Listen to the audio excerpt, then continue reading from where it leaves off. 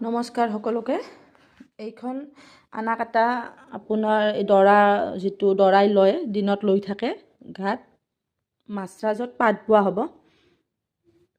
মাছৰাজত মাছৰাজ বোৱাই আছে, পাত বোৱা নহয়। আঁচলৰ ডিজাইনটো এনেকৈ দিছে, দেখিছেনে? বৰ ধুনীয়াকৈ দিছে। কাজিৰঙাখিনি দিয়া আছে, ডাঙৰ হয়, ফুল থকা ডাঙৰ হয় বিৰাট। এনেকৈ দিয়া আছে। গোটেই গাটোত আপোনাৰ ৰোলেক্সৰ কাম কৰা আছে, ইমান ঘন ঘনকৈ ৰোলেক্সৰ কাম কৰা আছে। লগতে গাটোত বুটা দিয়া আছে পাতল পাতলকৈ, এনেকৈ এয়া গুঠি দিয়া আছে। যদি পচন্দৰ ভিতৰত পৰে আপোনালোকে ল'ব পাৰিব। হোৱাটছআপ কৰিব 9954949436 এইটো নম্বৰত। এইখন এখন আছে এনেকৈ।